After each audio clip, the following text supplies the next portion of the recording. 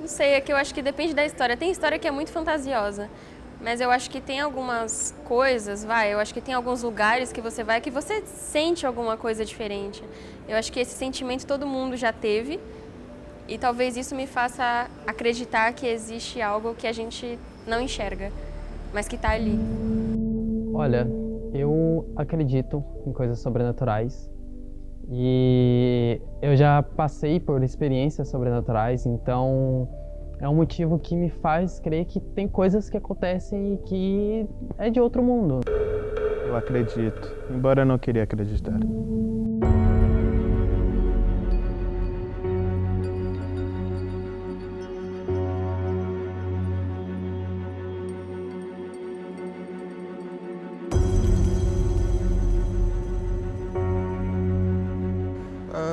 Não, não acredito. Quando era criança, chegava a acreditar, mas hoje em dia, não. Não, eu não acredito. Porque eu acho que a maior parte das histórias que a gente tem sobre o natural, muitas vezes é porque o ser humano ele anseia por respostas e muitas vezes a gente não tem o conhecimento necessário para chegar nessas respostas. E como você quer uma resposta, não precisa necessariamente ser a verdade, a gente acaba acreditando em fantasmas para explicar coisas do qual a gente não tem explicação. E muitas dessas histórias também sempre acontecem em ambientes muito sugestivos. Tipo, o cemitério é sempre à noite, a câmera tá sempre, sabe, pega algo desfocado. É meio que, se você quer acreditar, você vai acreditar, entende? É meio que isso. Cara, eu acho que cada um tem uma sensibilidade para o terror, para as atividades paranormais, né? Eu acho que cada pessoa tem um preparo para isso. Eu nunca tive nenhuma experiência dessa, mas assim, eu sempre achei interessante essas experiências. Mas assim, acontecer comigo assim diretamente, não, né? Mas eu acredito que isso deva acontecer com pessoas mais sensíveis. Algumas sentem cheiro, outras têm sonhos, né? Até mesmo os poltergeists que acontecem, né? Que são a psicocinese, as coisas mudam de lugar, ou a autocombustão, assim, eu também nunca vi presente, né? Mas isso são o que as pessoas mais veem, né? Mas acho que cada um tem uma sensibilidade para ver, e a grande maioria não tem nenhuma, né? Eu acho que eu devo ter alguma sensibilidade, assim, de intuição, mas eu acho que fica por aí mesmo.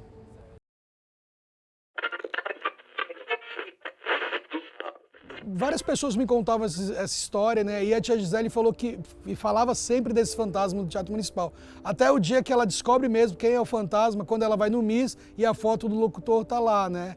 E aí dizem que o Miss também à noite, os rádios mesmo desligados, eles ligam e fica tocando a programação da Rádio Clube.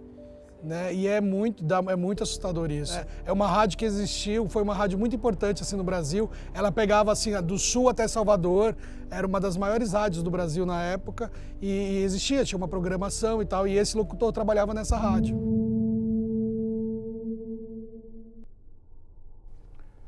Acredito no sobrenatural e muito se deve justamente à experiência que eu tive aqui no Brás Cubas em 2007. Então, a história do piano também tem o contra-regra que conta que um dia eles estavam fazendo a troca de cenários, né, para um espetáculo que ia ter no outro dia, e esse piano começou a tocar sozinho. E foi meio que desesperador para eles, assim. Dois caras subiram, ficaram lá em cima, ele saiu correndo pelo teatro. E várias pessoas falavam desse piano, várias pessoas que eu conheço do teatro, agentes lá, culturais, contavam desse piano tocar, entendeu? Então era uma das atividades paranormais que acontecia no teatro. Além da aparição, né? Do locutor, né, para pessoas sensíveis, que têm a sensibilidade de vê-lo, tinha esse lance também do piano e dos rádios ligando sozinhos no Miss também, né?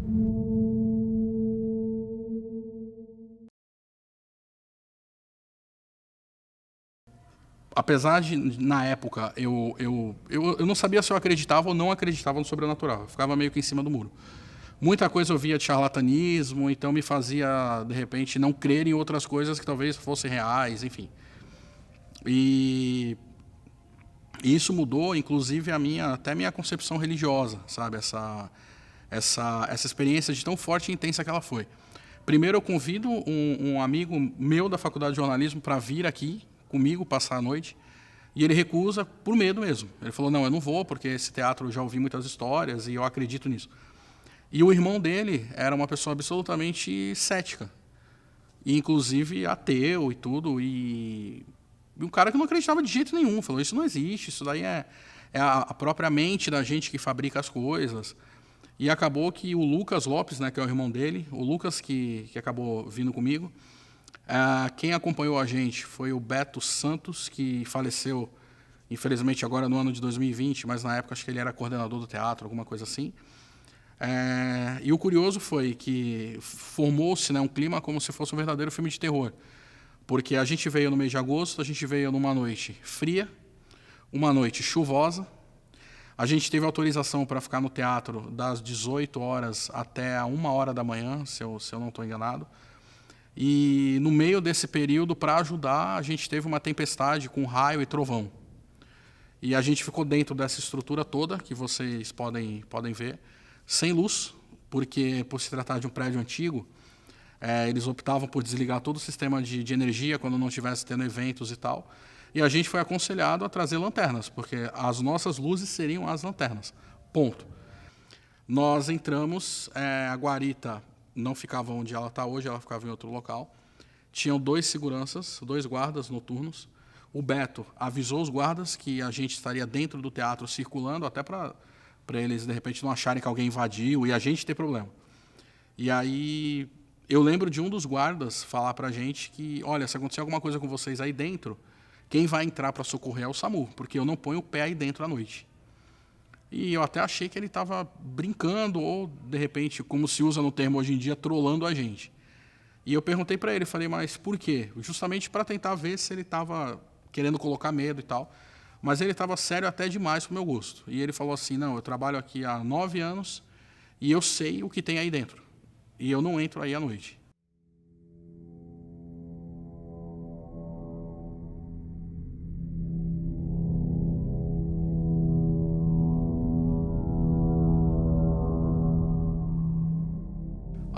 Uma das primeiras coisas que aconteceram, não lembro exatamente a ordem cronológica de tudo, mas foi uma das primeiras coisas que aconteceram, foram barulhos na plateia, que está aqui atrás de mim, como se fosse um único aplauso. Isso aqui. E a gente mirava as lanternas, porque num primeiro momento, o Lucas estava quase me convencendo de que algum funcionário se escondeu aqui para pregar peça na gente. E num primeiro momento, eu até achei que tinha alguém a mais com a gente dentro do teatro. E conforme o tempo foi passando, a gente, de fato, percebeu que tinha alguém aqui, mas não desse mundo, não desse plano. A gente parou para fazer um lanche e a gente desligou as lanternas até para poupar pilha e a gente deixou só a luz do único celular que tinha, na época, a lanterna do celular ligada.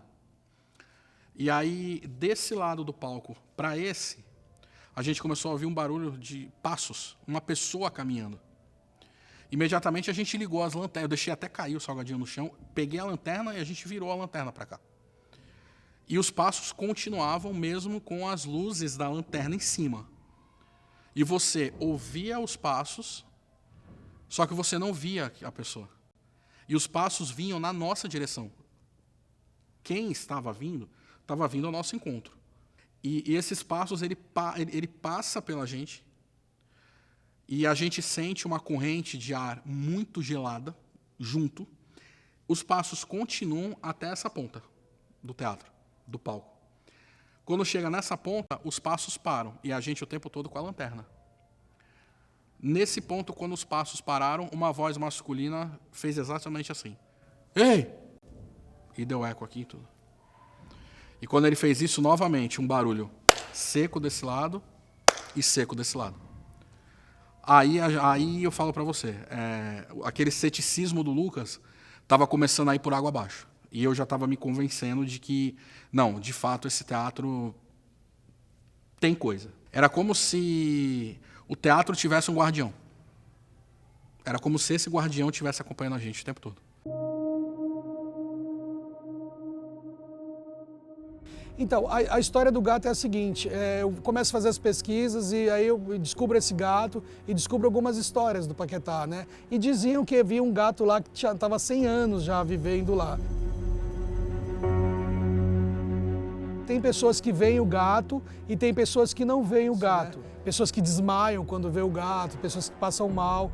E tem pessoas que não veem nada, né? Então acho que vai da sensibilidade de cada um. Mas o gato está lá há mais de 100 anos. Se você for no Paquetá agora, você vai encontrar um gato preto.